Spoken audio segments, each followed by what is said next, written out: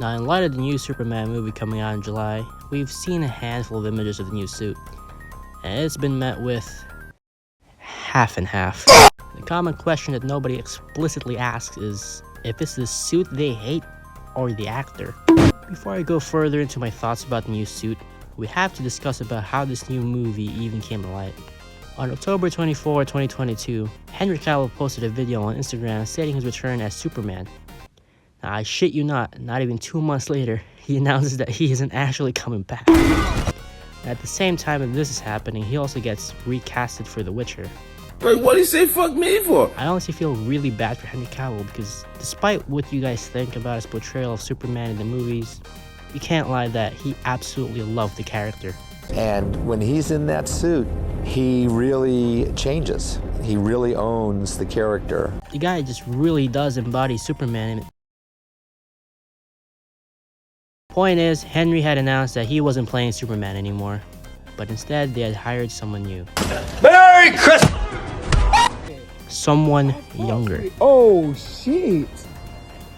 Yeah, you get the gist of it. There was a whole reboot thing after The Flash, which flopped, and James Gunn, the guy who directed the Guardians of the Galaxy movies, is now head of DC Studios. Co-CEO of DC Studios. It's funny you should say that, because I was looking through some old photos and it looks very, similar. Fast forward to around June 2024 and we got a lot of image leaks, specifically of the new Superman suit. As stated earlier in the intro, the reactions were pretty half and half. I mean, you have the fans who absolutely love it, and you have the fans who, dislike it a little bit. And then you have the... In a major victory for Zack Snyder fans, Online Fans has acquired the rights to the Snyderverse. I think it's alright. I kind of like it. The promotional art is not doing the suit justice or any effort to show its strengths. I'll be honest, the marketing is kind of poop. I mean, it's mid at worst and at best. I mean, it reminds me a lot of the New 52 suit, which might have been on purpose. I mean, it's funny how it has the trunks here when the actual comic suit removes it. Oh yeah, the trunks. The thing everybody was going insane over. The trunks. I mean, the last time we ever saw the trunks in Superman suit was in Superman Returns, where... What the fuck? Let's go over some positive and negatives about the suit. The trunks are cool. It's a simple yet effective homage to the character in the original design. The logo is beautiful. It's so crisp and it works so well with the overall aesthetics. The colors are amazing and it pops in every scene that it's in. Even from afar, like, yeah. And they just arrested Superman. The yellow logo in the back is... For the negatives, here's why I actually titled the video Why It Sucks? Question mark. Well, it sucks in theory. The suit is too baggy. David Cornsweet gained a lot of muscle. A ton of it. But why would they cover it up with this leather Guardians of the Galaxy looking ass suit? I mean, it's too baggy. If you don't believe me, look at the various comic artists who drew the suit. They draw it skin tight, proportionate, and it looks good. Not only is the suit baggy, but the lines are doing the muscle definition for him. Again, David Cornsweet is freaking jacked. He is the muscle suit. Look at this fucking Crisis on Infinite Earth suit for Superman. I mean, this is what me and everybody else thought he'd look like. Hell, I hate to say this, but the AI leaked image of the suit looks better. But what if that was on purpose? If you take a look at the other hero suits, you'll notice that they look pretty similar. What I mean is they look like they're wearing uniforms. Like they're all endorsed by Lord Tech or something. What I think, Superman is most likely getting a new suit in the end, something more similar or redesigned to look like he does in the comics. I think they're doing some form of storytelling with their suits and costume designs. Lord Tech might be endorsing these heroes and trying to incorporate Superman with them to fit what they think are heroes, which might go against Superman's values as one. I don't know.